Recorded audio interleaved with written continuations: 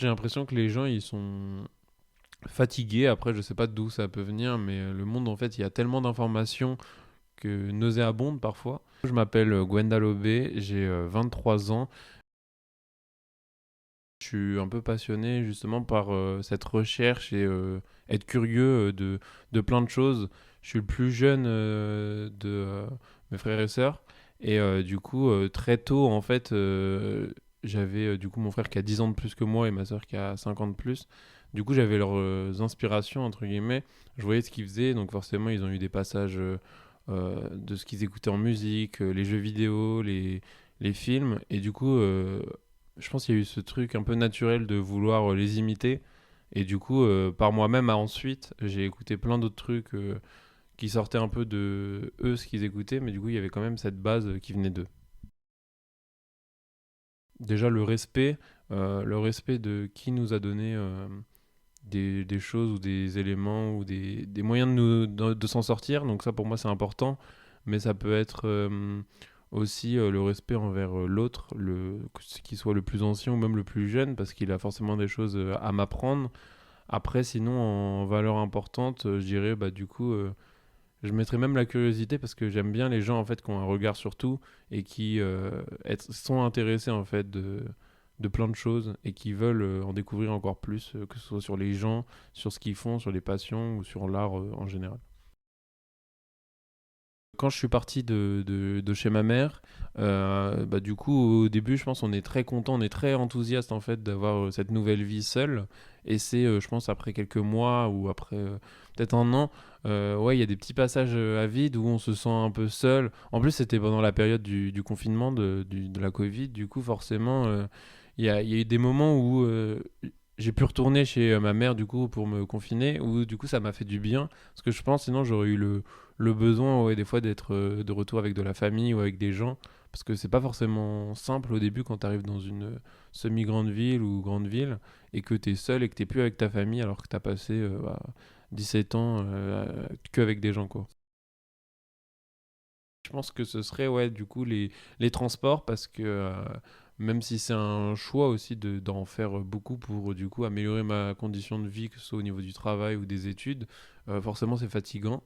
Après, je me dis que je suis jeune et qu'il me reste beaucoup de temps et que bah, du coup pour que je m'en sorte, il faut que je passe par là. Mais c'est vrai que c'est un petit truc que j'aimerais enlever ou que ce soit plus simplifié parce que aujourd'hui c'est la mobilité, que ce soit en France ou ailleurs, c'est parfois compliqué. Je pense que le premier qui me vient à l'idée, en fait, c'est la Coupe du Monde 2018. En fait, j'ai rarement vu les Français aussi heureux, en fait, c'est ça. C'était un grand moment de partage. Je revenais d'un voyage avec ma famille le jour de la finale. Et du coup, j'ai pu directement, en fait, aller dans une fan zone, voir avec des amis la finale. Et c'est là où je me suis rendu compte, waouh. En fait, j'avais jamais vu les Français aussi heureux et aussi. En fait, tout le monde s'aimait. C'était la fête de toute la nuit, alors que ouais, c'était à Châteauroux, c'est une petite ville. Et je me dis, bah, si c'était comme ça à Châteauroux, alors comment c'était à Paris, quoi. Enfin, et du coup, ouais, ça m'a vraiment marqué parce que je voyais que c'était plus que du foot. C'était les gens, ils étaient contents en fait de vivre ça tous.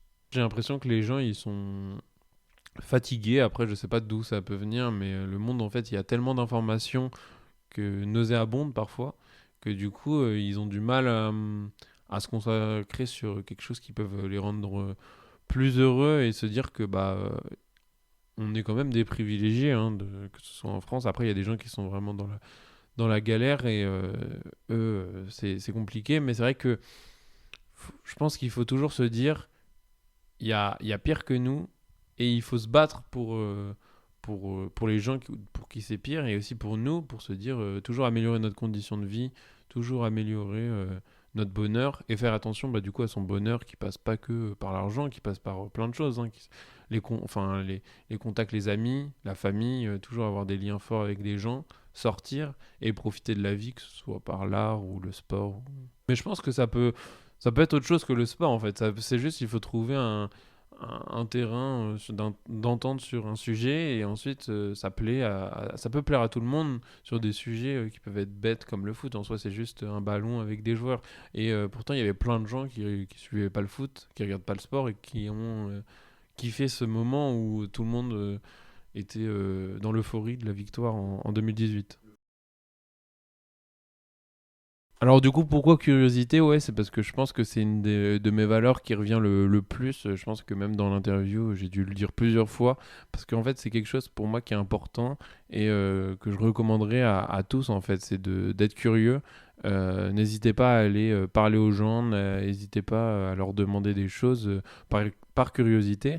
Et ça marche avec les gens, mais ça peut marcher sur plein de trucs, hein, que ce soit l'art, même pour travailler. En fait, n'hésitez pas à questionner et demander. Au pire, vous allez prendre un refus, mais c'est pas grave en fait. La vie s'arrête pas à ça. Et du coup, je pense que c'est important, ouais, de toujours chercher des nouveautés et avoir un regard sur un peu tout, surtout ce qui nous intéresse, ne pas se brider, quoi.